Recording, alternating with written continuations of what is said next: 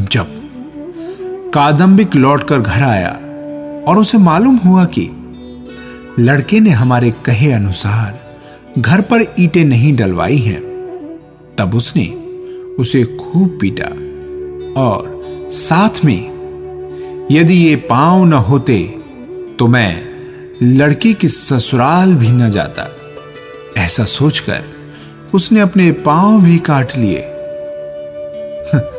जब राजा को इस बात का पता चला तब उसने इसे खूब पिटवाया, जिससे वो मरकर नेवला हुआ है।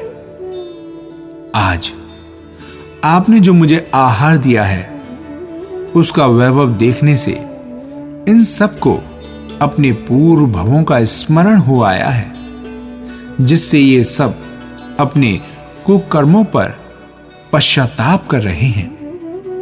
इन सब ने आज पात्र दान की अनुमोदना से विशेष पुण्य का संचय किया है, इसलिए ये सब मरकर उत्तर भोग भूमि कुरुक्षेत्र में जन्म लेंगे। ये सब 8 भवों तक आपके साथ स्वर्ग एवं मनुष्यों के सुख भोग कर संसार बंधन से मुक्त हो जाएंगे। हां, और इस श्रीमती का जीव आपके तीर्थ में दान तीर्थ को चलाने वाला श्रेयांश कुमार होगा तथा उसी पर्याय से मोक्ष श्री प्राप्त करेगा। इसी तरह मुनिराज के सुभाषण से राजा वज्रजंग और रानी श्रीमती को जो आनंद हुआ था उसका वर्णन करना कठिन है। दोनों राज दंपत्ति मुनिराज को नमस्कार कर अपने खेमे की ओर चले आए और मुनि युगल भी आकाश में विहार कर गए। वज्रजंग ने वो दिन उसी सरोवर के किनारे बिताया। फिर कुछ दिनों तक चलने के बाद उन्होंने समस्त सेना और परिवार के साथ पुंडरीकिणीपुरी में प्रवेश किया। वहां उन्होंने शोक से आक्रांत लक्ष्मीमती और बहन अनुंदरी को समझाकर बालक पुंडरीक का राज्य तिलक किया तथा जब तक पुंडरीक राज्य कार्य संभालने के लिए योग्य न हो जाएं, जब तक के लिए विश्वस्त वृद्ध मंत्रियों के हाथ में राज्य का भार सौंप दिया। इस तरह कुछ दिन पुंडरीकिणीपुरी में रहकर वज्रजंग परिवार और सेना के साथ अपने उत्पल खेत नगर को लौट आए। प्रजा ने राजा वज्रजंग के शुभागमन के उपलक्ष्य में राजधानी की खूब सजावट की थी। एक दिन रात के समय जिस शयनागार में रानी श्रीमती और वज्रजंग सो रहे थे, उसमें सब ओर चंदन आदि की सुगंधित धूप का धुआं फैल रहा था। दुर्भाग्य से उस दिन वहां की खिड़कियां खोलना नौकर भूल गया था, जिससे वो धुआं वहीं संचित होता रहा। जब सवेरे राजा और रानी की आकस्मिक मृत्यु का समाचार नगर में फैला, तब समस्त नगरवासी हाहाकार करने लगे। सभी ओर शोक के चिन्ह दिखाई देने लगे। अंतपुर की स्त्रियों के करुणा विलाप से आकाश गूंज उठा। पर किया क्या जाता, होनहार अमिट थी। अब आगे का वर्णन के लिए एक सुंदर क्षेत्र में हम आपको लेकर चलते हैं। जम्बू द्वीप के मेरू पर्वत से उत्तर की ओर एक उत्तर कुरु नाम का सुहावना क्षेत्र है। वो क्षेत्र खूब हरा भरा रहता है। वहां 10 तरह के कल्प वृक्ष हैं, जो कि वहां के मनुष्यों को हर प्रकार की खाने पीने पहनने रहने आदि की सुंदर सामग्री दिया करते हैं। वहां स्वच्छ जल से भरे हुए सुंदर सरोवर हैं, जिनमें बड़े बड़े सुंदर कमल फूल रहे हैं। वन की भूमि हरी हरी घास से शोभायमान है।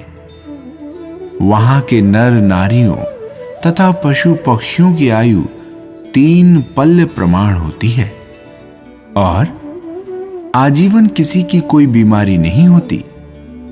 यदि संक्षेप में वहां के मनुष्यों के सुखों का वर्णन पूछा जाए तो यही उत्तर पर्याप्त होगा कि वहां के मनुष्यों को जो सुख प्राप्त है वो और कहीं पर नहीं है, और जो सब जगह है उससे बढ़कर सुख वहां है।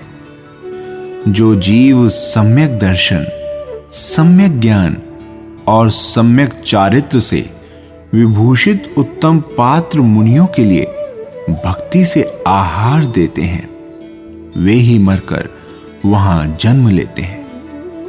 वज्रजंग और श्रीमती ने भी पुंडरीकिणीपुरी को जाते समय सरोवर के तट पर मुनि युगल को आहार दान दिया था, इसलिए वे दोनों मरकर कुरुक्षेत्र में उत्तम आर्य और आर्या हुए।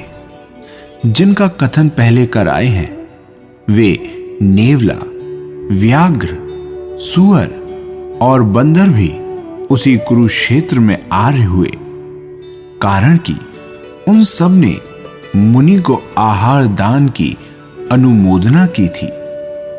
वहां पर वे सब मनवांछित भोग भोगते हुए सुख से रहने लगे।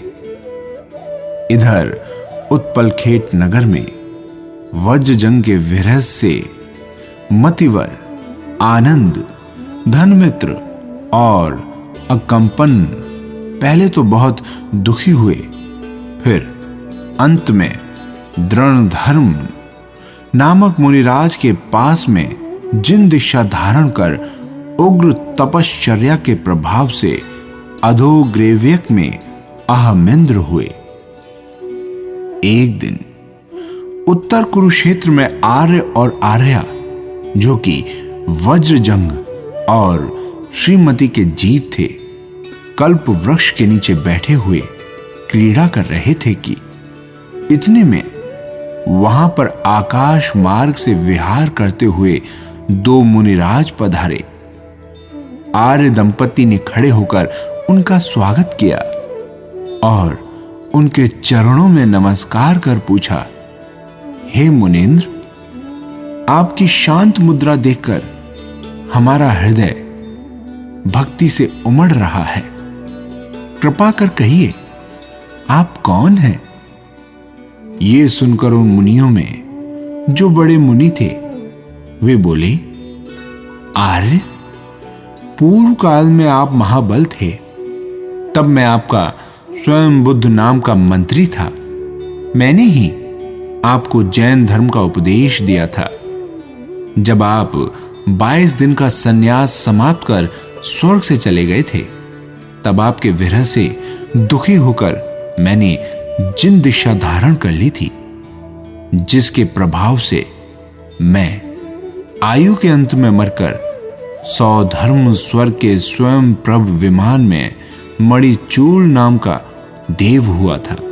वहां से चलकर जम्बू द्वीप के पूर्व विदेह संबंधी पुष्कलावती देश में स्थित पुंडरीकिणी नगरी में सुंदरी और प्रियसेन नाम के राज दंपत्ति के प्रीतिकर नाम से प्रसिद्ध ज्येष्ठ पुत्र हुआ था।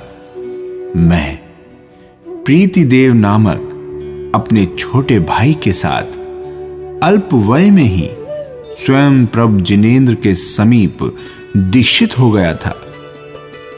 तीव्र तप के प्रभाव से हम लोगों को आकाश में चलने की शक्ति और अवधि ज्ञान प्राप्त है। जब मुझे अवधि ज्ञान से मालूम हुआ कि आप यहां पर उत्पन्न हुए हैं, तब मैं आपको धर्म का स्वरूप समझाने के लिए यहां आया हूं।